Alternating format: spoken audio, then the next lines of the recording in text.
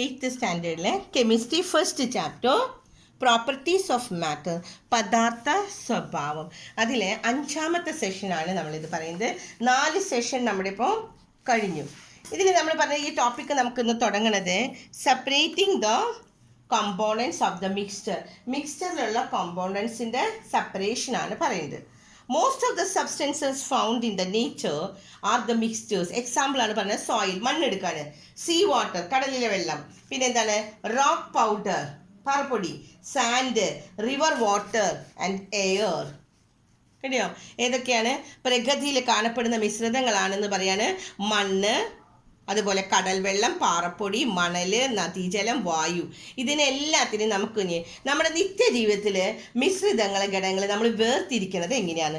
കുറച്ച് എക്സാമ്പിൾസ് ഇവിടെ തന്നിട്ടുണ്ട് കേട്ടോ. ഈ എക്സാമ്പിൾസ് ഒന്ന് നോക്കി വെക്കണം. Look at the few instances where the components of the mixture are to be separated. എങ്ങനെയാണ് അതിൻ്റെ കമ്പോണൻസ് നമ്മൾ സെപ്പറേറ്റ് ചെയ്യാം? എല്ലാത്തിനും ഒരേ രീതിയിൽ നമുക്ക് അരിച്ചെടുക്കാനൊന്നും പറ്റില്ല, ഓരോന്നിനും ഓരോ രീതിയാണ്. ഫസ്റ്റ് വൺ പറയണത് separating the husk from the paddy.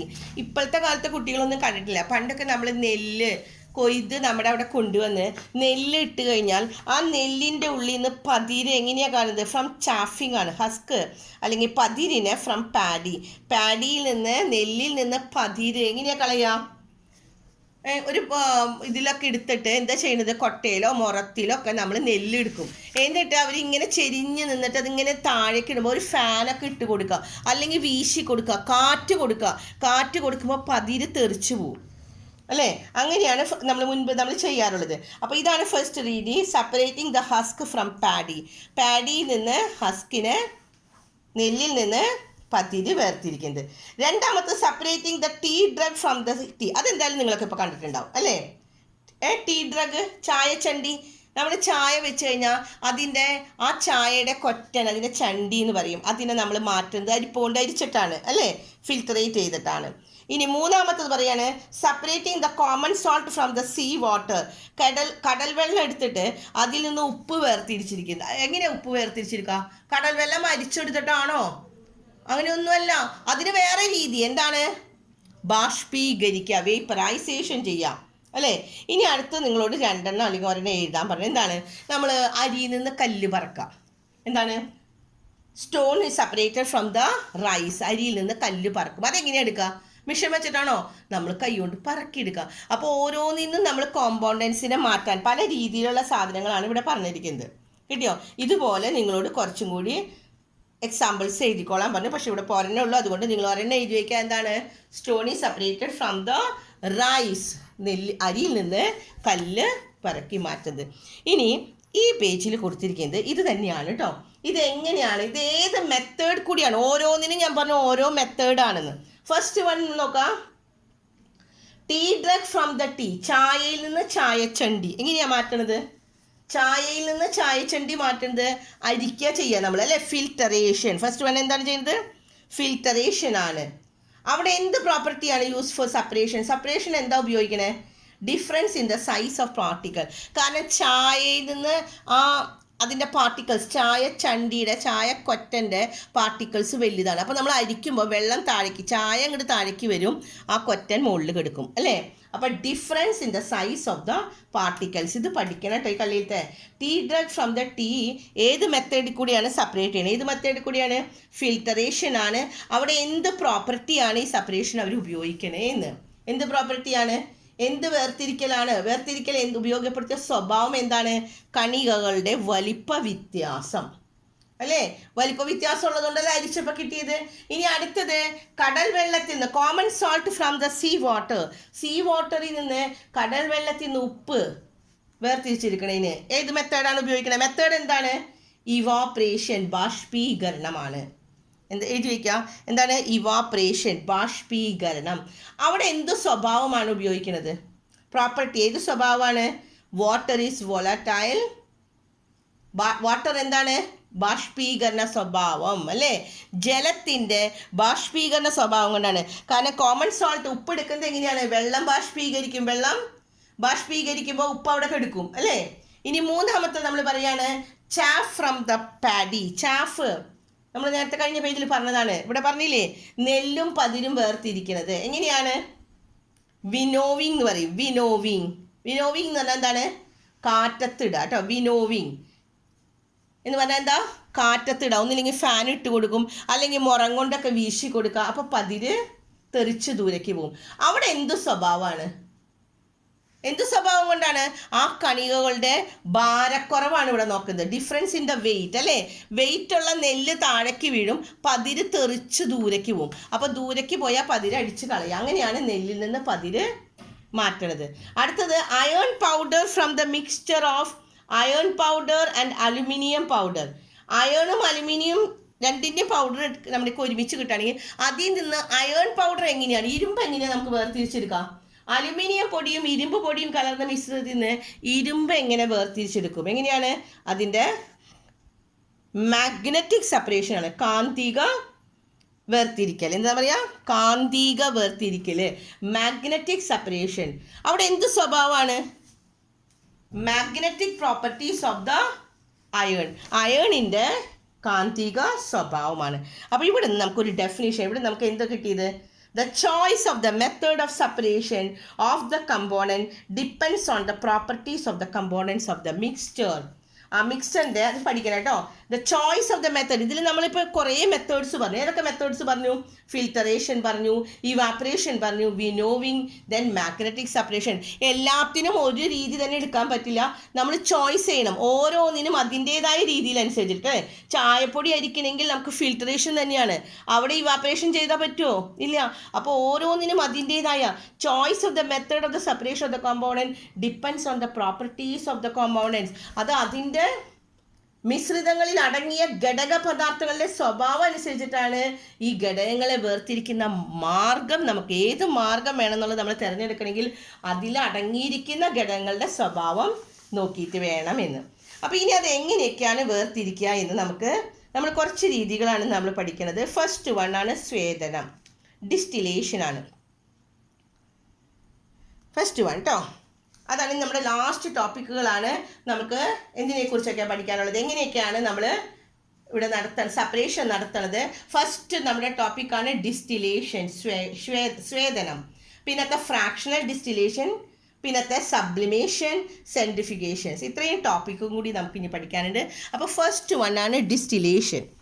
എന്താണ് ഡിസ്റ്റിലേഷൻ? ഓരോന്നിനും ഓരോ എക്സ്പെരിമെൻ്റ് ഉണ്ട് കേട്ടോ. അതൊന്ന് മനസ്സിലാക്കിയാൽ നിങ്ങൾക്ക് സുഖമായിട്ട് പഠിക്കാം.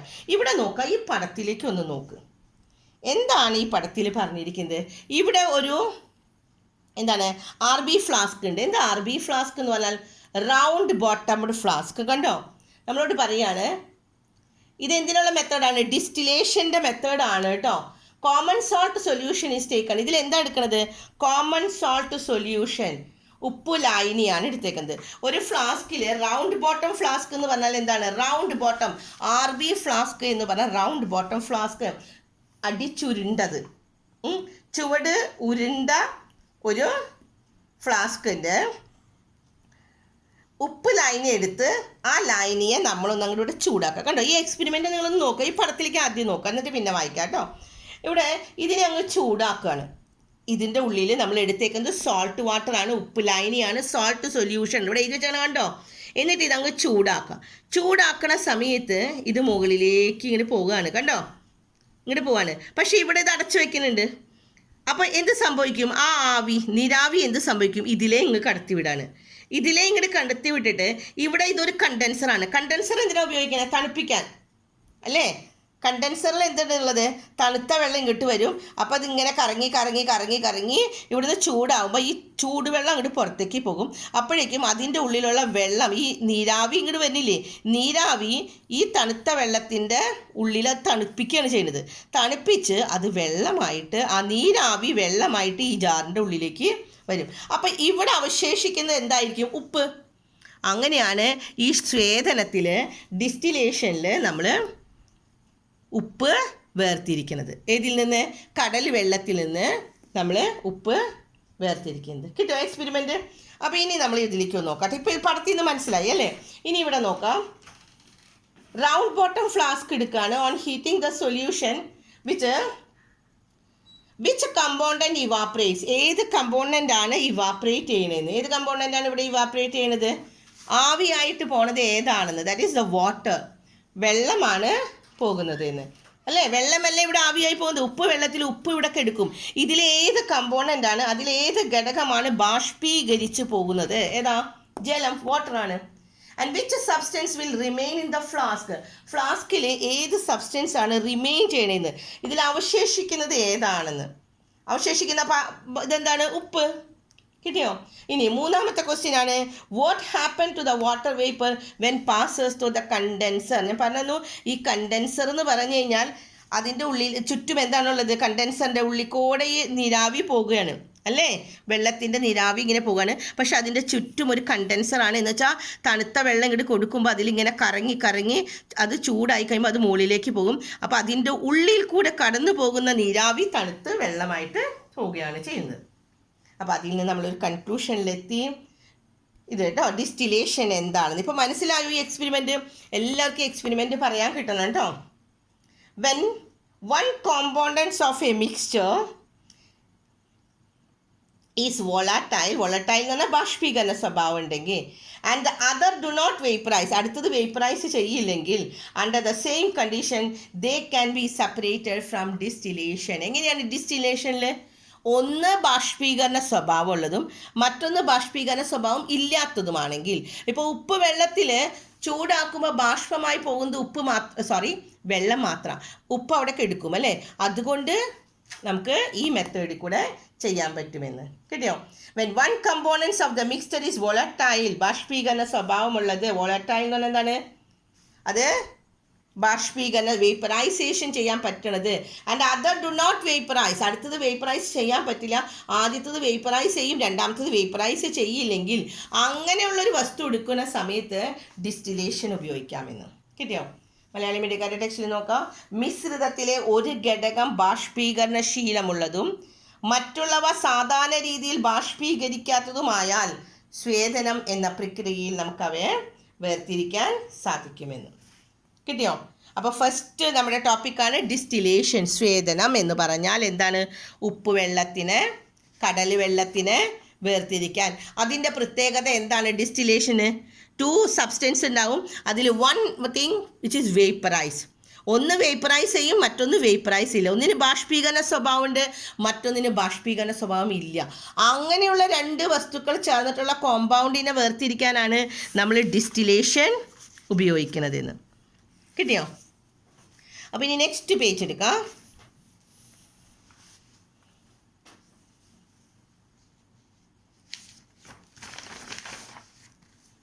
ഫസ്റ്റ് നമ്മളിവിടെ വന്നത് the example for the distillation. Distillation 2 examples ആണ് ഇവിടെ തന്നിരിക്കുന്നത് കേട്ടോ. Distillation can be use to separate mixture of the water and acetone. നേരത്തെ നമ്മൾ പറഞ്ഞത് ഉപ്പുവെള്ളം അല്ലേ, കടൽ വെള്ളം. ഇപ്പോൾ അടുത്ത എക്സാമ്പിൾ എന്താ പറയണത്? മിക്സ്ചർ ഓഫ് വാട്ടറും അസറ്റോണും തമ്മിലുള്ള ആ മിക്സറിനെ നമുക്ക് എന്ത് ചെയ്താൽ മതി? ബോയിലിംഗ് പോയിന്റ് അവിടെ എന്തിനാണ്? വാട്ടറിൻ്റെ ബോയിലിംഗ് പോയിന്റ് 100 ആണ്. അസറ്റോണിൻ്റെ ബോയിലിംഗ് പോയിന്റ് എത്രയാണ്? 56 ആണെന്ന് തന്നിട്ടുണ്ട്. അപ്പോൾ അതുകൊണ്ട് നമുക്ക് എന്താണ് difference in the boiling point ആണെങ്കിൽ നമുക്ക് പറ്റുമെന്ന് പറഞ്ഞു. ആദ്യത്തേൽ നമ്മൾ പറഞ്ഞത് എന്താണ്? രണ്ടിനും 2 കണ്ടീഷൻസ്, ഒന്ന് വേപ്പറൈസേഷൻ. ഇനി ബോയിലിംഗ് പോയിന്റ് വ്യത്യാസമാണെങ്കിൽ നമുക്ക് സെപ്പറേറ്റ് ചെയ്യാം ഡിസ്റ്റിലേഷനിൽ. അത് നമ്മളിവിടെ ലാസ്റ്റ് ഭാഗത്തിൽ ഇവിടെ പറയുന്നുണ്ട് കേട്ടോ. ഇവിടെ നമ്മൾ വിട്ടുപോയതാണ്. നോക്കാം, ബോയിലിംഗ് പോയിന്റ് വ്യത്യാസം വന്നു കഴിഞ്ഞാൽ തിളനില അത് വ്യത്യാസം വന്നാൽ നമുക്ക് എന്താണ് ഡിസ്റ്റിലേഷൻ മെത്തേഡ് തന്നെ ഉപയോഗിച്ചാൽ മതി എന്ന്. അതിനാണ് എക്സാമ്പിൾ നമ്മൾ പറയുന്നത് എന്താണ്? അസറ്റോണും വാട്ടറും തമ്മിൽ.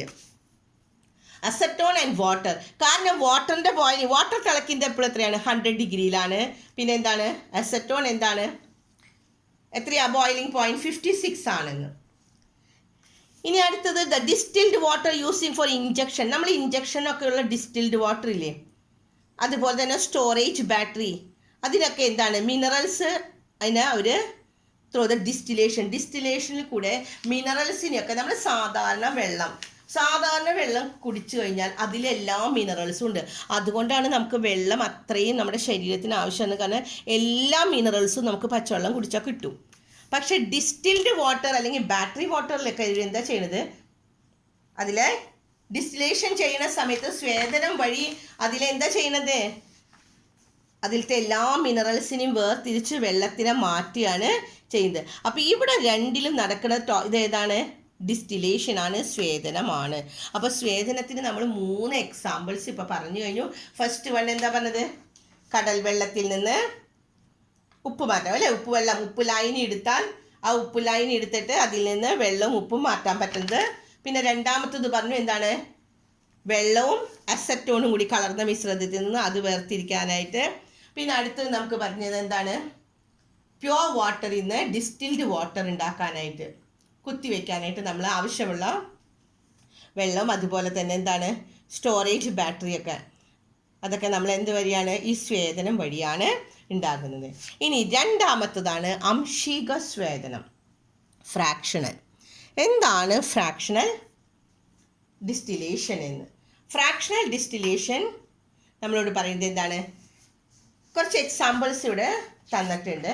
ഈ എക്സാമ്പിളിൽ നമുക്ക് അംശിക സ്വേദനം എന്ന് പറഞ്ഞു കഴിഞ്ഞു കഴിഞ്ഞാൽ, ഫ്രാക്ഷണൽ ഡിസ്റ്റിലേഷൻ എന്ന് പറഞ്ഞാൽ if the boiling point of the components are very small different, നല്ല വ്യത്യാസമുണ്ട്. ഇപ്പോൾ ഇവിടെ 100, ഇവിടെ എത്രയാണ്? 56 അല്ലേ? വെള്ളത്തിൻ്റെ 100, അസറ്റോൻ്റെ 56.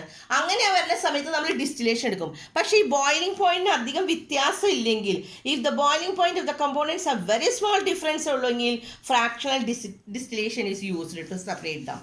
അപ്പോൾ രണ്ട് വസ്തുക്കളെ തമ്മിൽ, ഒരു മിക്സർ ചെയ്ത് രണ്ട് വസ്തുക്കളെ തമ്മിൽ വേർതിരിക്കാനായിട്ട് ഫ്രാക്ഷണൽ ഡിസ്റ്റിലേഷൻ നമ്മൾ ഉപയോഗിക്കുന്നത് അതിൻ്റെ ബോയിലിംഗ് പോയിന്റ് വ്യത്യാസം വന്നാലാണ്. അപ്പം നമുക്ക് അടുത്ത ദിവസം നമുക്ക് ഡീറ്റെയിൽഡ് ആയിട്ട് ഇതൊന്നും കൂടി പറഞ്ഞുതരാം, ഫ്രാക്ഷണൽ ഡിസ്റ്റിലേഷൻ എന്താണെന്ന്. അപ്പോൾ ഡിസ്റ്റിലേഷൻ നമ്മൾ പറഞ്ഞു എന്താണ്?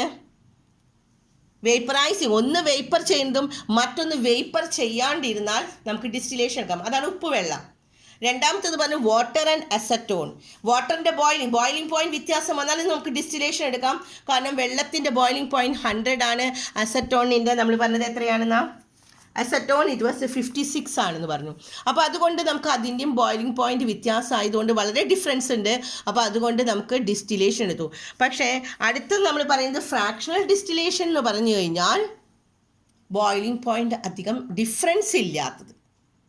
അതിനെക്കുറിച്ച് നമുക്ക് അടുത്ത ക്ലാസ്സിൽ പറഞ്ഞു തരാം. ഓക്കെ.